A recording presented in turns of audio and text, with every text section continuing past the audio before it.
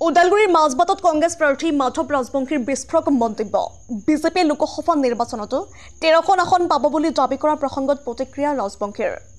BJP আগতীয়াকৈ ভোটৰ বাকচ সাজু কৰি থোৱাৰ সন্দেহ প্ৰাৰ্থীগৰাকীৰ সেই সাহসতেই হয়তো 13খন আসন পাব বুলি দাবী কৰে বিজেপিয়ে ৰৌতা ওৰাং আৰু মাজবাটতো নিৰ্বাচনী প্ৰচাৰ কাৰ্যালয় মুকলি অনুষ্ঠানত আজি অংশ লৈ নেতাগৰাকীয়ে সভাত বহু সংখ্যক বিপিএফ কৰ্মীয়ে আনুষ্ঠানিকভাৱে যোগদান কৰে কংগ্ৰেছত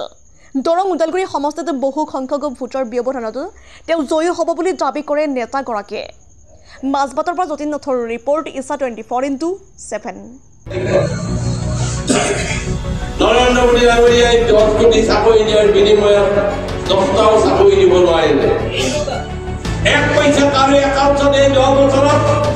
সোমাই দিব নোৱাৰিলে বিজেপিয়ে এজিপিয়ে সদায় চকুৰ আগত বিদেশী দেখি থাকে মানুহ দেখিলেই বিদেশী প্ৰতিশ্ৰুতি দিছিল এই চৰ্দাৰাই বিদেশীয়ে তালি টোপোলা বান্ধি ইয়াৰ পৰা যাব লাগিব চৰ্দাৰাই বিজেপিৰ বন্ধুসকলক সোধকচোন 3 মাহ দূৰৰ কথা 10 বছৰ তেওঁলোকৰ দিনত কিমান বিদেশী খেলিলে কেইজন তালি টোপোলা বান্ধি দিছিল ইয়াত বিদেশীয়ে নাই ইয়াত বিদেশী তেওঁলোকে চিনাক্তকৰণ কৰিব নোৱাৰিলে আজি কিছুদিন আগতে মাননীয় মুখ্যমন্ত্ৰী মহোদয়ে হাইকোৰ্টত এফিডেভিট দি কৈছে যে মোৰ ৰাজ্যত এজনো বিদেশী নাই তেতিয়াহ'লে কোন বিদেশী যাব লাগে বুলি তেওঁ কৈছে আৰু তেওঁৰ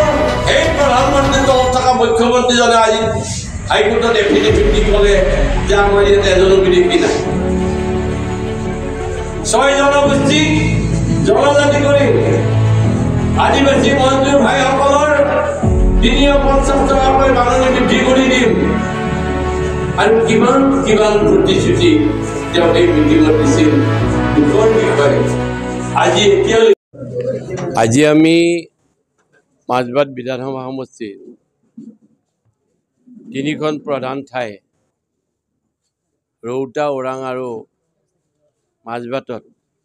মাজবাট ব্লক কংগ্ৰেছৰ আৰু ৰৌতা ব্লক কংগ্ৰেছৰ উদ্যোগত 3টা কাৰ্যালয় মুকলি কৰিলোঁ ইতিমধ্যে আপোনালোকে শুনি সুখী হ'ব ওৰাঙৰ কাৰ্যালয়ত আমাৰ আজি বহুখিনি বিপিএফৰ কৰ্মী বিপিএফ ত্যাগ কৰি আহি কংগ্ৰেছ দলত যোগদান কৰিছে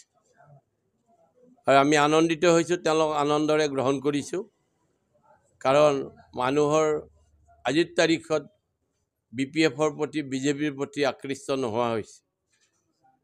বিপিএফ আৰু বিপিএফে যি লেতেৰা ৰাজনীতি আৰম্ভ কৰিছে 4 নম্বৰ দৰং ওদালগুৰিত তাৰ কাৰণে তেওঁলোক তাত নাথাকি আমাৰ